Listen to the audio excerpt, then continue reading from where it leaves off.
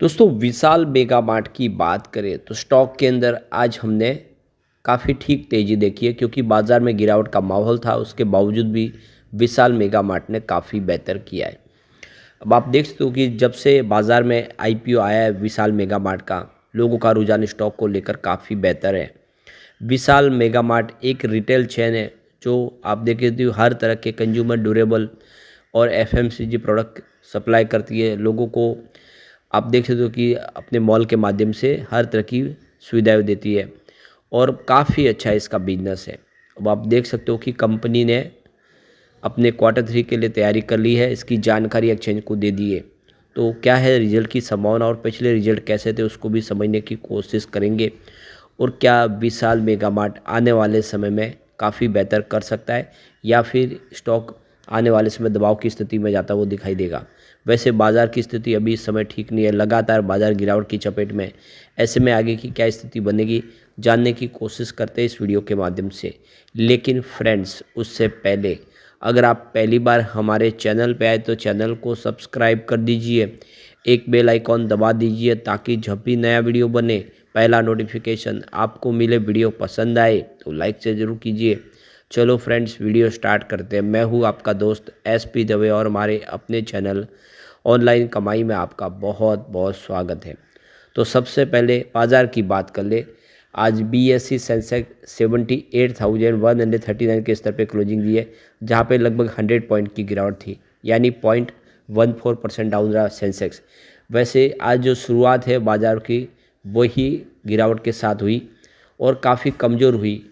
लेकिन अब उसके बावजूद भी ये ठीक है कि आज इसने जो क्लोजिंग है वापस 78,000 के स्तर पे दी है, क्योंकि इंट्राडे में 78,000 का स्तर भी टूटा और 77,560 तक चला गया था बाज़ार।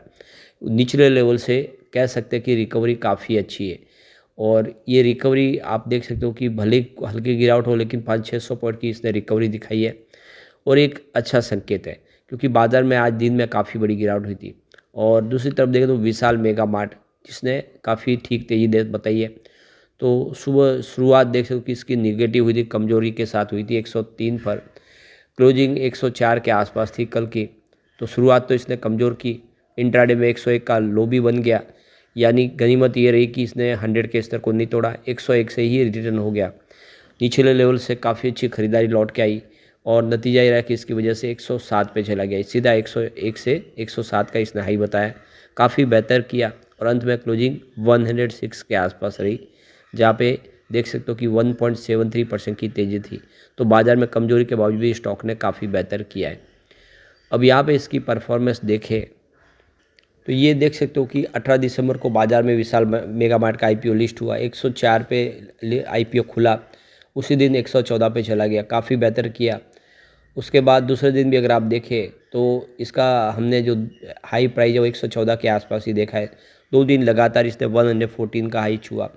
उसके बाद तीसरे दिन अगर आप देखें तो इसमें प्रॉफिट बुकिंग हावी हो गई और इंट्राडे में 100 के स्तर को इसने तोड़ा और जो लो बना वो 97 के आसपास था।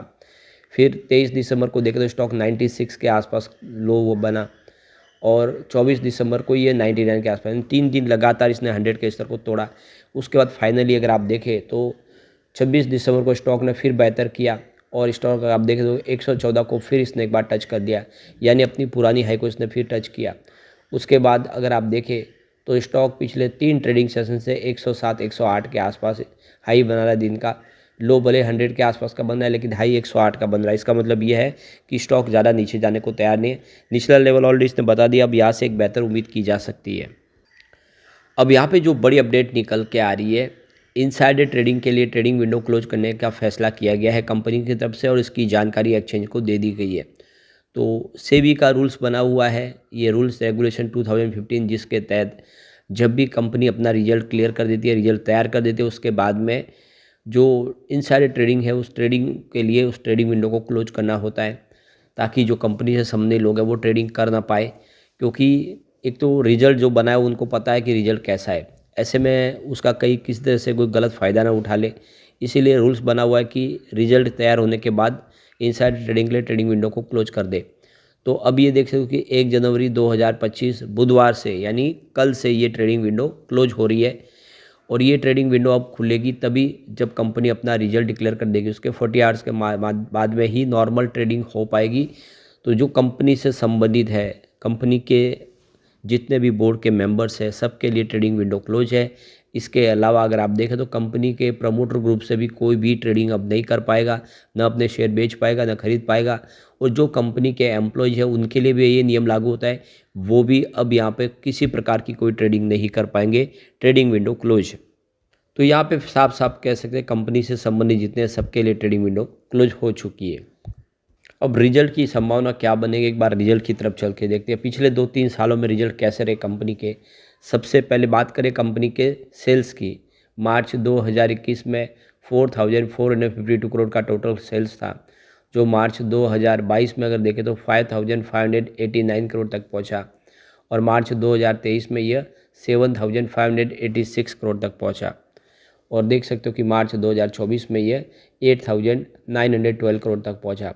यानी सेल्स अगर आप देखें तो लगातार कंपनी का बढ़ा है हर साल। खर्च की बात कर ले तो 3827 करोड़ का खर्च था मार्च 2021 में, जो 22 में 4763 तक पहुंच गया। और 23 में 6542 करोड़ तक पहुंचा। 24 आते थे ये 7635 करोड़ तक पहुंचा। तो जिस तरह से कंपनी का सेल्स बढ़ा उसी हिसाब से कंपनी का खर्च भी बढ़ा। अब ऑपरेटिंग प्रॉफिट की बात करें, मार्च 2021 में 625 करोड़ का ऑपरेटिंग प्रॉफिट था, जो मार्च 2022 में बढ़ के 826 करोड़ तक पहुंचा। और मार्च 2023 आते ही यह 1044 करोड़ तक पहुंच गया। और मार्च 2024 में 1276 करोड़ तक पहुंच गया। तो ये क्लियरली देख सकते हो कि बहुत ही शानदार ऑपरेटिंग प्रॉफिट में वृद्धि हुई है। और पिछले 4 सालों में कंपनी का ऑपरेटिंग प्रॉफिट लगभग डबल हो गया है, 600 से सीधा 1200। अदर इनकम की बात करें तो 116 करोड़ की अदर इनकम थी 2021 में, जो 22 में 62 करोड़ के आसपास थी। और 23 में अगर देखें तो 33 करोड़ के आसपास थी। और मार्च 24 में 32 करोड़ के आसपास थी। अदर इनकम लगभग एक जैसी है, सिर्फ 21 में काफ़ी ज़्यादा अदर इनकम कंपनी को मिली थी। अब यहाँ पे कंपनी के देख सकते हो कि प्रॉफिट बिफोर टैक्स की बात करें तो 163 करोड़ का प्रॉफिट बिफोर टैक्स बताया था 21 में। 22 में यह 270 करोड़ के आसपास पहुंच गया। और बात करें 23 की तो ये देख सकते हो कि 431 करोड़ तक पहुंच गया। और मार्च 2024 में 621 करोड़ तक पहुंचा। तो प्रॉफिट बिफोर टैक्स में देखें तो काफ़ी अच्छी वृद्धि हुई है लगातार। इसके बाद नेट प्रॉफिट की बात कर ले तो 2021 मार्च में यह 119 करोड़ के आसपास था, जो 22 में बढ़ के 203 करोड़ तक पहुंच गया। और 23 में 321 करोड़ के आसपास पहुंच गया। और यहाँ पे देखिए मार्च 2024 में सीधा 462 करोड़ तक पहुंच गया। लगातार अगर आप देखें तो हर साल कंपनी का प्रॉफिट लगभग 100 से 200, 200 से 300, 400 इस तरह से बढ़ता जा रहा है। काफ़ी बेहतर आंकड़े उत्साहवर्धक है। EPS इसका 0.26 रुपीज़ के आसपास था 21 में, जो 22 में 0.45 रुपीज़ हो गया। और 23 में 0.7 रुपीज़, जो देख सकते हो कि मार्च 2024 में 1.02 रुपीज़ हो गया है। वाकई में आंकड़े बहुत ज़्यादा उत्साहवर्धक है। और अब यहाँ पे कंपनी के जो फ्यूचर प्लान की बात करें तो कंपनी आने वाले समय में 80 से 100 स्टोर हर साल नए ओपन करने जा रही है, यानी पूरे इंडिया के अंदर अपनी प्रेजेंस बढ़ाएंगे। और इसके अलावा क्विक कॉमर्स के ऊपर भी फोकस करिए। 7 से लेकर 10 किलोमीटर के एरिया में कंपनी अपनी ऑनलाइन सेवाएं प्रदान करेगी, यानी आप घर बैठे सामान मंगा सकते हैं, आपको डिलीवरी दे दी जाएगी। और ये देख सकते हो कि इस तरह से करीब आने वाले समय 375 सिटीज़ के अंदर कंपनी अपनी प्रेजेंट बढ़ाने जा रही है।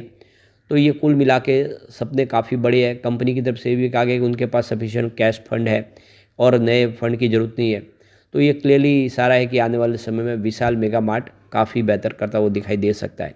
लेकिन फ्रेंड्स, कोई भी इन्वेस्टमेंट करने से पहले अपने फाइनेंशियल एडवाइज़र से एडवाइस ले ले या अपना खुद का रिसर्च करें, क्योंकि मैंने वीडियो आपके एजुकेशनल पर्पज़ के लिए ही बनाए। वीडियो पसंद आए तो लाइक से जरूर कीजिए और चैनल को सब्सक्राइब कर दीजिए। Thank you friends.